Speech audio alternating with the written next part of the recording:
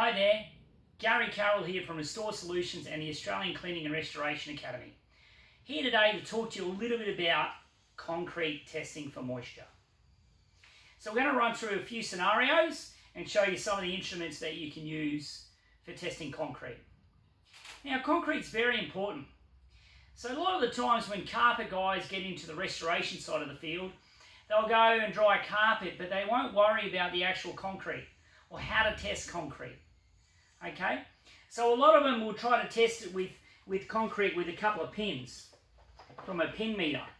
And what they're getting with those pins is they're trying to get a wood moisture equivalent. But I like to test timber with a timber meter, and I like to check concrete with a concrete meter. So this is really checking concrete with the pins is like guessing a woman's weight over the phone. It's never going to be accurate. So let's run through some of the actual instruments that we can use. So for concrete, this is a great meter from Trotec. This is the Trotec T6000. So what this one will do, it's actually a dielectric meter. So what it'll do, it'll go down 40 millimeters into the concrete and it'll get a reading. And it's even got a CM setting on there that'll get a proper reading of when you know you're under 2 in this meter, it's like 75% relative humidity in the concrete.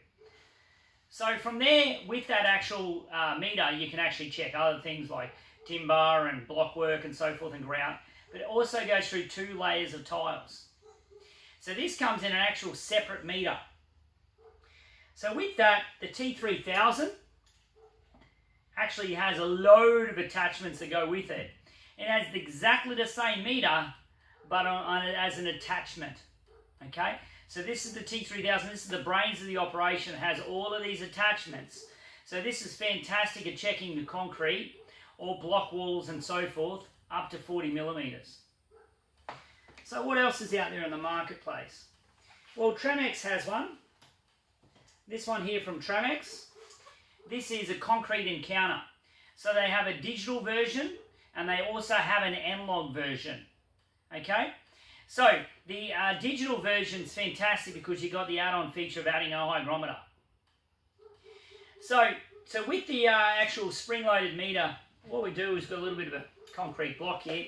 So we actually do a spring-load test down, and then we turn it, and we do another spring-load test and take the average. And we want to try to get that sort of under 3.5 to 4. So from there, obviously, if you're checking with your ball meter, it's just a touch. Okay, just a touch like that, and you're going to get an instant reading. Right. So with the hygrometer setup, what you do is you can basically put in a sleeve into the concrete. So here's a sleeve that's actually inside the concrete here. So you put a sleeve in the concrete, and it's got to stay in there for. This is if your timber floor is getting removed. So let's say that those 2 first versions are great if there's carpet there and so forth. But let's say there's a resilient floor down. There's a timber floor down, or there's a laminate floor down, and you know it's got to come up. Hopefully we'll be saving those timber floors, but you know the laminated floor, you know the bamboo floors, they're going to come out. So with that, we're going to drill a hole. You know, usually every about 10 square meters. And we're going to put a sleeve in. About 40% depth of the slab, the sleeve's going to go in. So once that sleeve goes in, we're going to leave it in there for 24 hours. So once we leave it in there for 24 hours, we get a hygrometer probe. And we usually drop the hygrometer probe into the the sleeve just like so. We put the lid on there and leave it in there for 20 to 30 minutes. And then we're going to plug it into our hygrometer. We're going to plug it in and we're going to get a reading. And hopefully we get that reading under 75% relative humidity at an ambient temperature. So from there, to get, you know, I've got my little sleeve stuck in here, and I want to get him out. I've got a little tool here to get him out. So what I do is I poke the little tool in. It's like a little twist, and then little twist, and there we go. And then we pull. So it's got a little knob on the end here, and it connects into our thing, and then you twist, and now it holds together. So great to store these little hygrometers in a foil bag. Okay, so very handy to store them in there. They last a lot longer. Now also from Tronics they have this hood system. It's got this sticky adhesive which you can get more of. That actually sticks it to the actual concrete, and then obviously you put your hygrometer in there and you can take a reading also. So this is a little bit of a shortcut from the sleeve, but they're finding this pretty successful. So from there, we have one last check. So with the actual T3000, and I've got a separate meter as well. So each one of these attachments from Trotec, you've got a separate meter. So what we do is with the separate meter, example, this is the T660, we've got the T610 as well. So that is basically a separate meter where you know it basically reads by itself, where these are just attachments.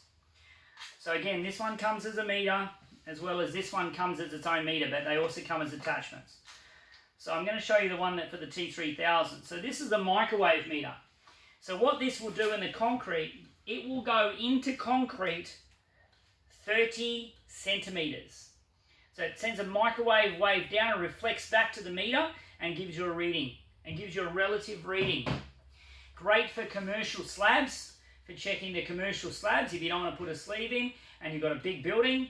Great to go around and check these areas, especially to check you know, a bit more deeper moisture. So very, very handy tool to have. So this comes with the Expert Restorers Kit from Trotec.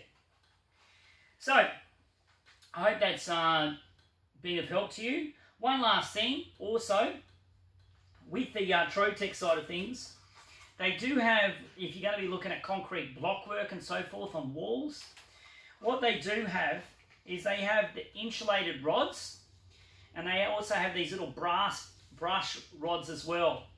With the insulated rods, you're not going to get a very good reading because you're going to be looking at a wood moisture equivalent reading. But what they've got is they've got this little compound.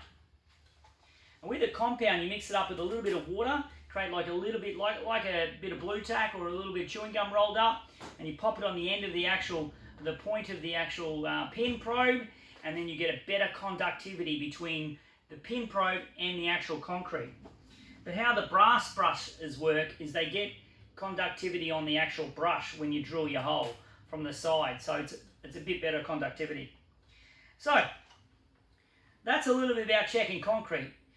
People tend to forget about drying concrete and focus on carpet, but I always focus on concrete. If I know I've got the concrete dry, the carpet's going to be dry.